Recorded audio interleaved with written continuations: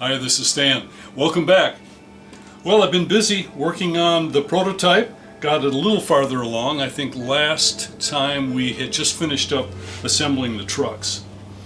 This box here is a little cabinet that I think I can use as a seat here on the smaller 1-inch scale equipment. I actually made it a couple of years ago for my 1.5-inch scale larger equipment. Let me move it out of the way. But this is where we're at as far as our progress this week. And if you want to see some of the details as to how far along I am, then join me.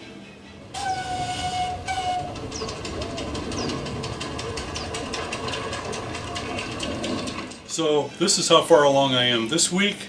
Let me back up and start at the beginning. So I got the trucks cleaned up. I greased the bearings, got everything reassembled, and here is a couple coats of an etching primer. Well, here we are with a little matte black, and now I'm just going to hit some highlights with some reddish brown primer.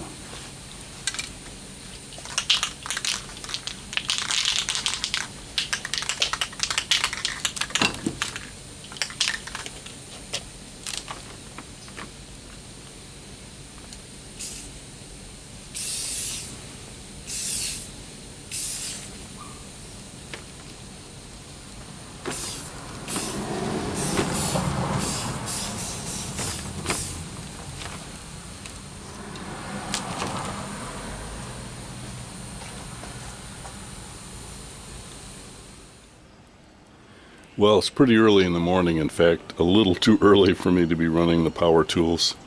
I do have some compassion for my neighbors. So here you can see the basic spine that I'm going to use for my riding car behind the locomotive. And basically I kind of stole this idea from Titan Trains, the old mountain train company, mountain car company, MCC. Anyway, they use aluminum box as the spine going down on the bottom of their cars, and I really like that. It's lightweight, it's plenty strong enough. I mean, you don't need a steel girder on a piece of small equipment like this. So basically this is going to run down, and then I'm going to have a 3/4 inch plywood base, which I'll show you in just a minute. But I struck a couple of arc lines on this piece of cardboard because I wanted a worst case scenario. I think this is slightly under 10-foot radius, and that's about as tight as it would ever get on my little railroad here. So I set this up so that I could see the worst case scenario. I need to cut a few smaller pieces of this aluminum box so the bolsters can rock out on them, and I just wanted to make sure that nothing is going to pinch or hit, and it gives me an approximate space to make my cut. The other thing is, you can see, now this is about a 36-foot car or whatever.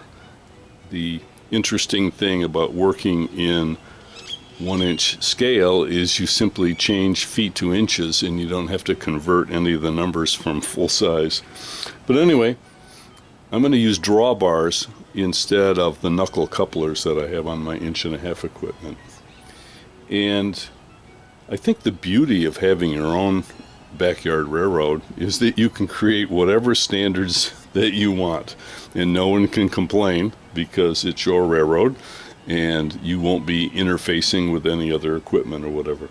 So I'm going to use these aluminum drawbars, and I also wanted to make sure that there was room for the drawbar to pivot, and I'm going to be using a 1/4 inch bolt down through the coupler pocket to join the pieces of equipment, and it looks like even in this extreme arc there'll be plenty of room.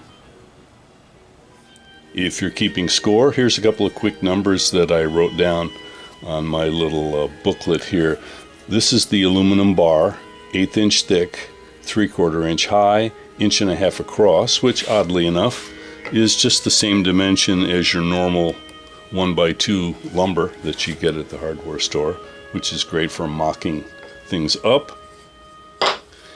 And the bar is going to be 36 inches long.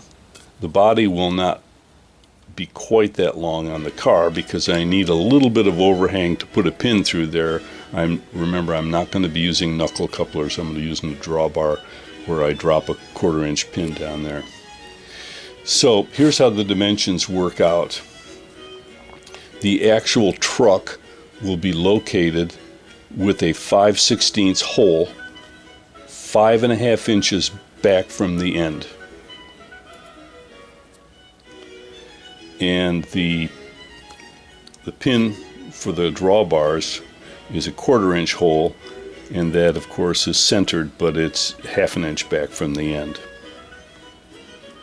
The center of the drawbar, or the coupler, the standard for my work here will be 3 inches from the rail up to the center. So basically the center of this box will be 3 inches above the rail.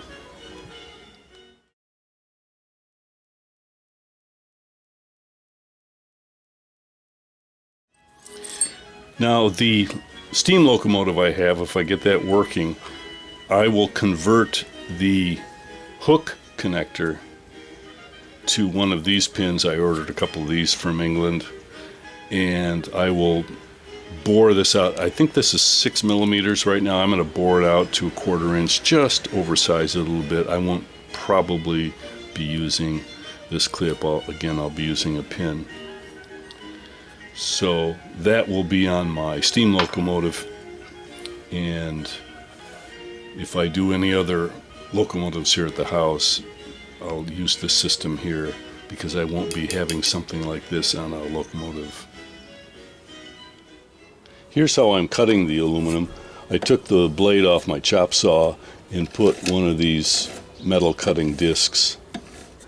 The only problem with that is this develops quite a bit of heat, so I would recommend, if you're going to try this technique, that you space up the metal up off the platform here, especially if you have a plastic insert, which you will melt. This will get hot enough that you will deform the plastic cutting metal on a tool like this.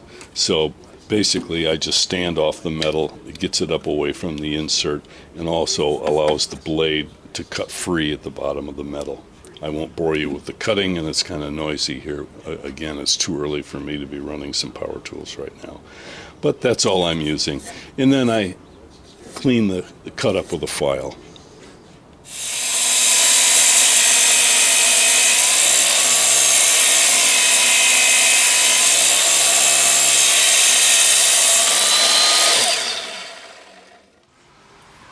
All right, these are for the bolsters to rock on, but they are hotty hot, hot, hot. So I'm going to let them cool down for a while before I get after them with a file.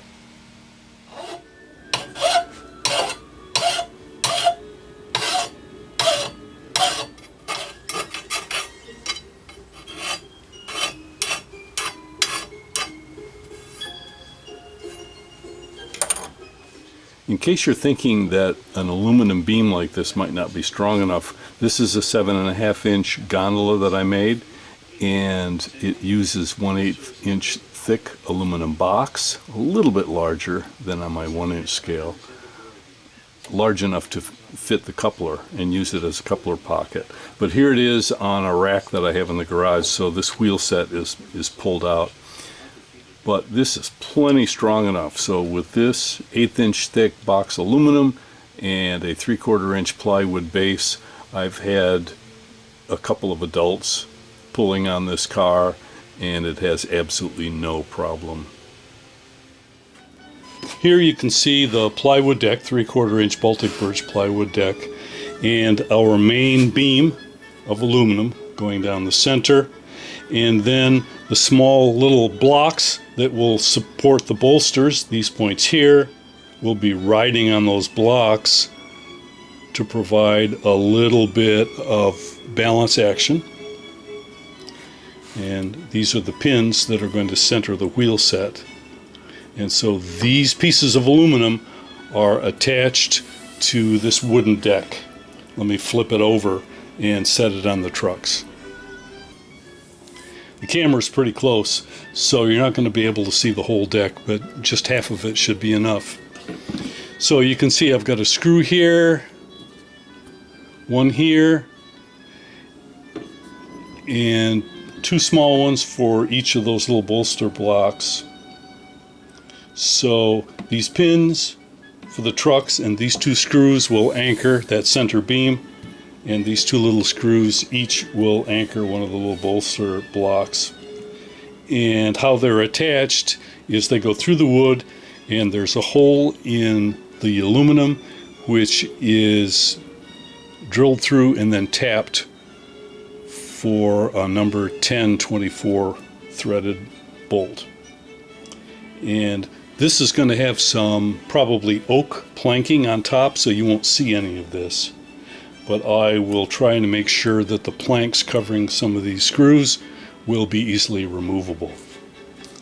Now for the end, it looks like this beam protrudes quite a bit, but actually a lot of it will be covered. There's going to be 3/4 inch oak across the front. There'll be some oak along the sides here, not quite 3/4 inch thick. I'll probably mill it down. And then, like I say, I'll have some small planks. Let's see what I have on my scrap bin.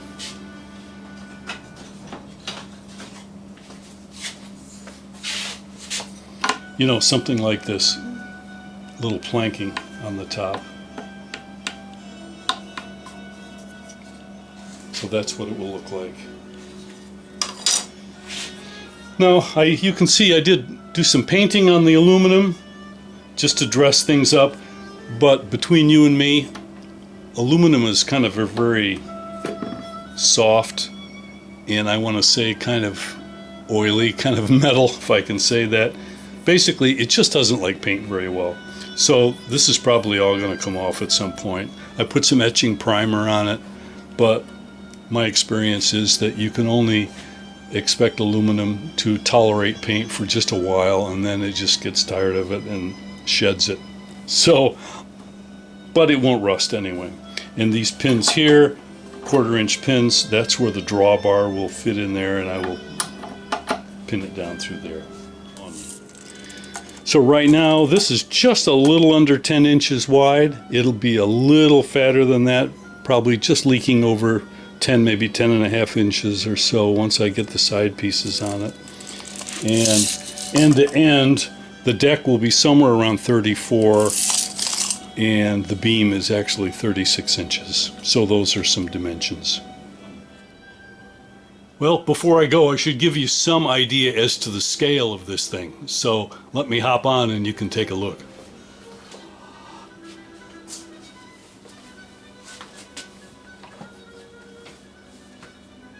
Well, thanks for watching.